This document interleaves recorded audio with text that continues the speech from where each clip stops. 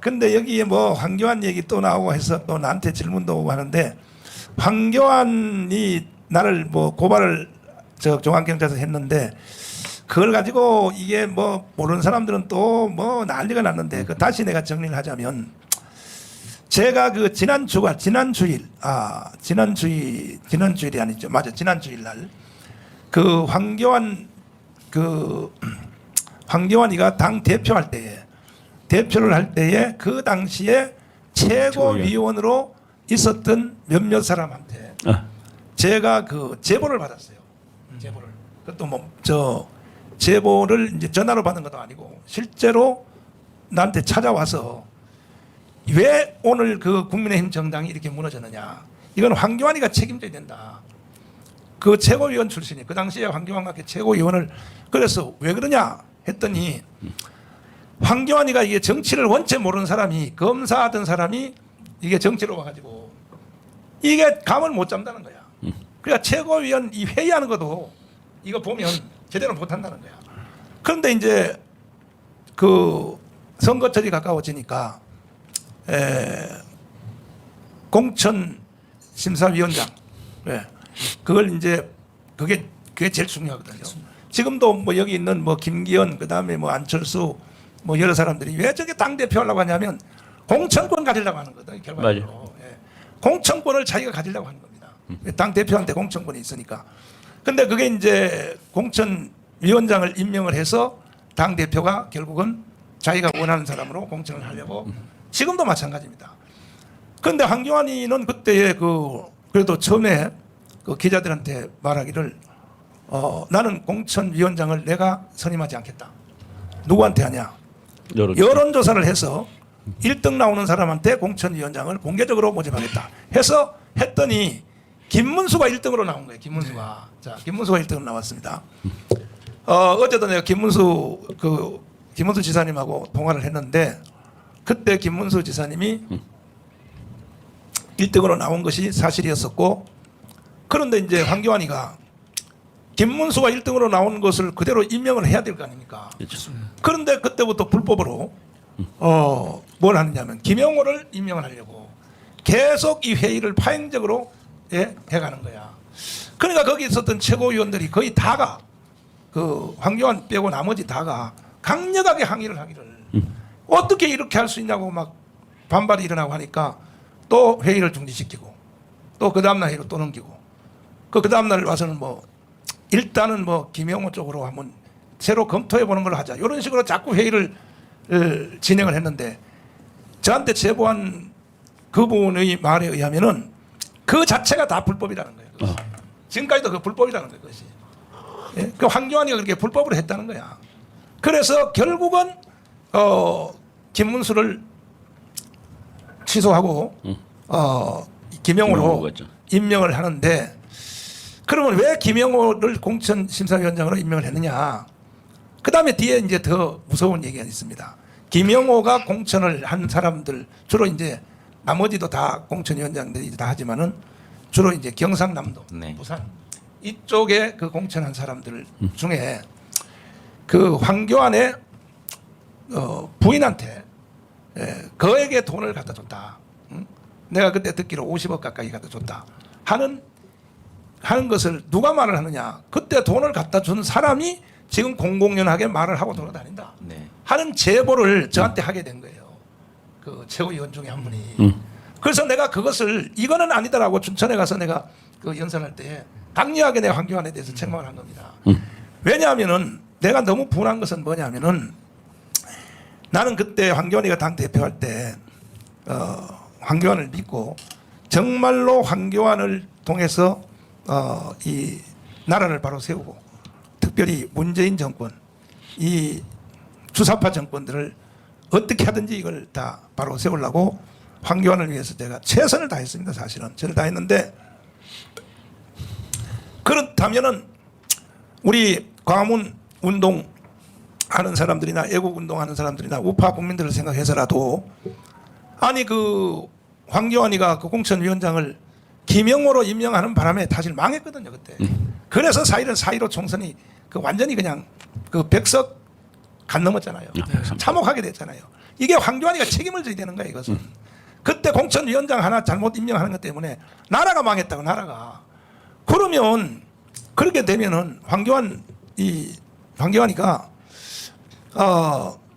그 정도의 그 시대적인 사고를 일으켰으면은 좀 자숙을 하고 그리고 4.15 총선에서 졌으면 좀 국민들 앞에 죄송한 마음을 가지고 이제는 그 당 대표는 나오지 말고 당 대표보다 더 큰 일 뭐냐 당 대표를 바로 세우는 일에 좀 어른스럽게 그래도 총리 권한 대행 대통령 권한 대행까지 한 사람이 좀 어른스럽게 말이야 정말로 당 대표도 한번 해봤으니까 또 해가지고 나라를 망쳐놨으니까 좀 그런 회개하는 마음을 가지고 좀 바깥에서 이렇게 좀 고문 정도의 역할을 해서 그래서 다시 한번 그 실적을 인정을 받은 뒤에 그 다음에 가서 뭐 당대표, 이 당대표 오래 못 가거든요. 당대표요, 내가 예언합니다. 저 1년도 못 갑니다. 이번에 당대표 뽑힌 사람들도 아마 선거 전에 바뀔 가능성도 많습니다. 왜냐하면 이게요, 이분들도 보면 정신들이 나갔어요. 그러니까 아마 이분들의 당 새로 뽑히는 당대표를 가지고 총선에 끝까지 갈까? 난 좀 의심을 가지고 있습니다. 그 전에 바뀔 가능성도 많습니다. 왜냐하면 윤석열 대통령이 이렇게 보고 저 사람 가지고는 저 총선에서 이길 수 없겠다. 그러면 언제든지 바뀌는 거거든요. 저 최고위원들 다 사표내버리면 그날로 끝나는 거니까. 그래서 뭐 당대표는 할 수 있는 기회가 앞으로도 얼마든지 있으니까 그렇게 했으면 나는 좋겠다.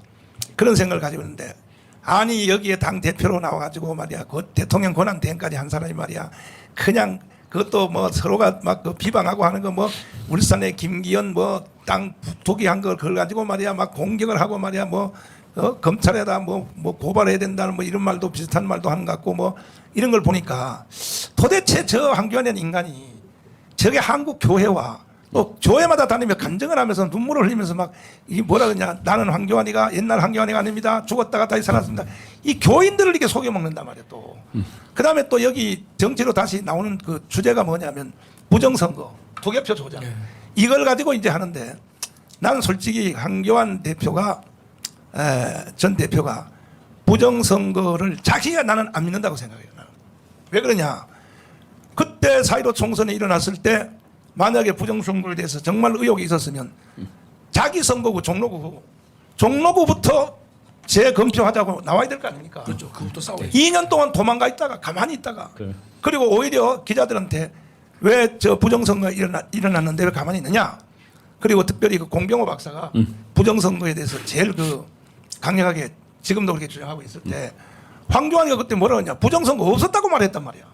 그래가지고 2년 동안 도망가 있다가 다시 정치 무대로 나올 수 있는 통로가 없으니까 가만히 보니까 이제 부정선거 의혹을 갖는 사람들이 숫자가 많으니까 이 줄을 붙잡고 여기 다시 나왔단 말이에요. 그러면 지금이라도 정말 나는 과거에는 부정선거 없다고 생각했는데 내가 당대표 했을 때 4.15 총선할 때는 없다고 생각했는데 이제 내가 생각해 보니까 내 생각이 잘못된 것 같다. 그게 진실이라면 아니 지금도 부정선거를 가지고 투쟁을 해야지. 그게 말이지 선거하려고 오히려 당 대표하려고 대통령 후보하려고 언론에 와서나 떠들지 자기가 변호사 자격증이 있으니까 정광훈 목사는 이렇게 고발을 잘하면서 말이야. 아니 지금 최고의 이 부정 투개표의 사건은 기독자유통일당 사건입니다. 지금도 대법원에 아직 보관되어 있습니다. 이걸 위하여 황교안이가 삭발을 하고 대법원 앞에 가서 빨리 이거 재검찰 다시 하라. 이거에 대한 끝장이 나거든요 사실은. 그런데 안 하잖아요. 안 하는데 거기에 대해서 황교안은요. 뭐 민경욱 저 법표 개정하는데 거기도 변호사 이름도 걸지도 않고 뒤에 와서 방청국에서 구경이나 하고 그러면서 자기는 부정선거를 위해 바로잡기 위해서 다시 자기는 정치를 시작한다. 난 그래서 안 믿는 거예요. 나는 그걸 안 믿는단 말이에요. 거기에 대해서. 그래서 한국교회와 대한민국 가지고 더 이상 장난치지 마라 하는 의미에서 내가 제보받은 내용을 말을 했던 것입니다. 사실은. 그것도 상당히 믿을 만한 그 당시에 황교안과 함께 최고위원을 했던 사람이 직접 나한테 제보를 하니까 난 상당히 믿을 수 있는 근거로 내가 말을 했단 말이야. 그래서 이거는 나도 이제 막 고발을 이제 할 거니까 첫 번째 막 고발은 뭐냐. 황교안이가 최고위원 그 선거 공천심사위원장을 임명하는 과정에서 거짓말한 거예요. 그 그 파행적으로 회의를 있었던 불법 예. 그 행위. 그다음에 지금 뭐 공공연하게 뒤에 돈을 줬다 하는 것이 지금 뭐 당사자가 그렇게 떠들고 다닌다 하니 거기에 대해서 검찰이 수사를 해서 이걸 반드시 밝혀내겠다는 거. 나도 역으로 나는 고발할 생각입니다. 고발했는데 오늘 토요일이라서 안 되고 월요일 날 나는 고발해서 과연 나한테 제보한 그 최고위원 황교안과 함께 지원했던 사람이 말이 맞는지 아니면 황교안이가 거짓말하는지 이건 반드시 밝혀내야 돼요. 밝혀내야 되고 왜 그러냐 하면은 참 지금 그리고 또 황교안이가 그 당 대표할 때 내가 왜 황교안한테 배신당했냐. 나는 그때부터 문재인하고 싸우고 목숨 걸고 싸우고 내가 깜빵을 3번 갔는데 깜빵 간 9번째에 갔을 때는 황교안 때문에 가게 된 거야. 내가 그 광화문광장에서 연설할 때 우리 자유우파는 황교안을 대표로 세웠으므로 황교안을 중심으로 뭉쳐서 4.15 총선에서 반드시 이겨야 됩니다. 이 발언한 것 때문에 내가 선거법으로 구속돼가지고 깜빵 살았거든요. 그러면 내가 자기 때문에 깜빵을 살았는데 한 번은 3번 중에 한 번은 그럼 인간이 짐승이 아니라면 자기 때문에 깜빵을 갔다면은 최소한 면회는 한번 와야 될 거 아닙니까? 그렇죠. 아무나하고 관계없는 이인재 그 고문이죠. 그분은요 면회 왔어요. 정말로 막 눈물을 글썽거리더라고요. 목사님이 뭔 죄가 있기에 이렇게 자유우파를 위해서 이런 고난을 당하거든요. 그 지금 강원지사하고 있는 또 김진태 그분도 면회 와가지고 뭐 상당한 시간 동안 나한테 목사님 너무 고난을 심합니다. 목사님도 개인을 생각하면 얼마든지 호화롭게 목회할 수 있는데 왜 이렇게 이 고난을 당하시냐고. 이거 나라를 위해서 목사님이 하시는 거라고. 그러더라고요. 그 외에도 이제 뭐 변호사 자격증 있는 수 없는 그 변호사들이 저한테 이제 내가 돈 주고 한 게 아니거든요. 전부 무료로 와서 자원해서 네, 무료로 자원해서 거기 뭐 헌법학회 회장 되신 분도 오셨고 심지어 제가 그 재판 받을 때는 누가 오셨냐면 석동인 변호사도 오셨어요. 석동 변호사. 그난 석동인 변호사 그때 내가 잘 보게 된 거야. 저분이 그래도 인간미가 있죠. 인간미가 있구나. 맞아요. 목사님 피곤하셔서 지금. 석동 변호사님도 와서 그 한 20-30명의 변호사들이 왔더라고요. 어. 황교안 안 왔어요. 올 분에 전화도 한 통 안 왔어요. 황교안이가. 그런 사람이 황교안입니다. 사람이 그러면 되겠습니까?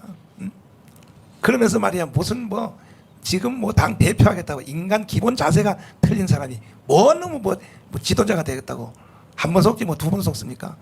근데 내가 이게 더 좀 이게 마음이 불편한 것은 뭐냐면 기독교인들이 순진하거든요. 교회 강대상에 다니면서 뭐 약간 뭐 슬픈 표정 뭐 우는 표정 지으면서 이 황교안은 옛날 황교안인데 하면요 이 성도들은 획 넘어가 버려요. 그래서 지금 나한테도 메시지가 가끔 와요. 뭐냐면 목사님 황교안을 용서하시고 다시 한번 그렇게 해주세요. 그래서 제가 황교안을 용서 안 할 리도 없고 용서를 또 안 한 적도 없고 먼저 번에도 저 작년 10월 6월달에 지방자치 선거 두고 황교안 대표가 저녁에 늦게 우리 집을 와가지고 우리 교회를 찾아와서 돌아가지도 않고 계속 사무실에서 있다 그래서 에이 할 수 없이 내가 나가야겠다 해서 옷 다시 입고 나가서 내가 처음에는 황교안 대표는 막 따졌죠. 왜 오셨냐고 얘기를 말이야. 아니 그렇게 나를 배신 때려놓고 말이야. 왜 오셨냐 말이야. 내가 종로교회에서 구속될 때 사모님 여자 비서를 통하여 목사님과 같이 갈 수 없습니다. 그렇게 배신 때려놓고 말이야. 여기를 왜 오셨냐 말이야. 내가 그렇게 강력하게 항의를 했더니 죄송합니다 목사님 뭐 오해인 것 같습니다. 뭘 오해야 오해는 말이야. 그런데 이제 그래서 내가 그때 그랬죠. 그러면 어떻게 하겠다는 얘기냐. 다시 한번 해보겠습니다. 나라를 위해서. 그래요? 그럼 내일 아침에 7시에 아침 먹으러 오세요. 지금은 밤 늦었으니까 돌아가시고. 그 아침 먹으러 왔단 말이에요. 와서 이제 아침을 먹으면서 그 어떻게 하실 생각입니까? 그러니까 다시 한번 정치를 해보겠다 그래요. 그러면 제가 용서 안 한 게 아니라니까요. 다 기회를 줬다니까요 내가요. 그러면 이런 상태로는 안 되니까 재대비가 필요하다. 정치하는 사람들 봐라. 대통령 선거에 떨어지면 다 외국에 1년 갔다 오고 김대중도 갔다 오고 뭐 홍준표도 갔다 오고 다 그게 다 정치인들이 그렇게 하는 것이다. 그래서 장로님은 지금 외국에 다시 1년 갔다 올 시간이 없으니 마침 잘 됐다. 내가 롯데호텔에서 다음 주에 500개 시민단체장 포럼을 그것도 돈 거의 1억 가까이 들어서 이제 그걸 준비를 해놨으니 그때 오세요. 오시면 내가 장로님을 재대비전을 시켜드리겠습니다. 그 설명도 내가 하고 왜 정치를 다시 해야 되는지 그걸 내가 사회도 하면서 내가 그걸 만들어 드리겠습니다. 그렇게 하겠다고 하고 갔어요. 갔는데요. 안 왔어요 그날. 왜 안 왔느냐 나중에 알아보니까 안희안, 심화보 이 사람들이 또 광주에는 박영우 이 사람들이 가지 말으라고 거기에. 자 그래서 이제 안 온 것으로 확인이 됐어요. 그러면 대통령이 돼가지고 그런 판단력 하나가 안 서는 사람이 무슨 당 대표를 또 하겠다고 아니 누구 말을 들어야 되느냐 아니 이걸 자기의 개인적으로 더하기 빼기도 할 줄 모르는 사람이야. 정광훈 목사가 제안한 대로 거기 와서 만약 그때 연설하고 했으면 황교안이가 이번에 당 대표 여기 나와서 아마 1, 2등 갈 겁니다. 1, 2등. 내가 그때 다시 밀기 시작했으면. 그런데 그런 판단이 안 서는 거야. 심화보 말을 들어야 되는지 광주의 박영호 말을 들어야 되는지 이런 판단도 안 서는 사람들이 무슨 뭐 당 대표 지도자를 하겠다. 그래서 제가 더 이상 대한민국 불쌍한 대한민국 국민들 붙잡고 장난치지 말라는 거예요. 불쌍한 우리 한국교회 성도들 붙잡고 장난치지 말라는 내가 뜻에서 강력하게 내가 황교안을 책망하고 내가 제보받은 그대로 하나도 더한 것도 없어요. 뺀 것도 없어. 그대로 내가 나는 제보받은 것을 그대로 나는 말할 수밖에 없고 왜? 지금도 정치판이 지금 현재 저 당 대표 선거하는 게 지금 선거입니까 저게요. 다들 보면요 웃겨 정말 하는 사람들 보면 그래서 뭐 고발을 했다 그러니 나도 역고발 월요일 날 할 거니까 해서 그러면 검찰이 수사하겠죠. 수사하면 과연 거기서 어느 게 진실인지 드러나겠죠. 이제 드러나는데 나는 그 돈 줬다는 사람이 지금도 공공연하게 돈 줬다고 떠들고 다니는데 그 사람이 정신병자가 아니라면 그렇죠. 예. 안 줬으면서 줬다고 돌아다니겠냐. 난 그렇게 생각이 난 그렇게 믿어져요. 그다음에 또 특별히 나한테 제보한 그 당시에 최고위원 했던 사람들의 말을 난 믿어지더라고. 그것이 믿어져서 지금도 그렇게 믿고 있는데 그거는 이제 뭐 이제 나중에 가면 이제 밝혀질 것이고 그래서 오늘 이 지금 여기 댓글에 보니까 뭐 선거가 막 선거 때문에 지금 뭐 와 난리들인데 이런 것들을 참조해서 여러분들이 선거를 해야 되는 겁니다.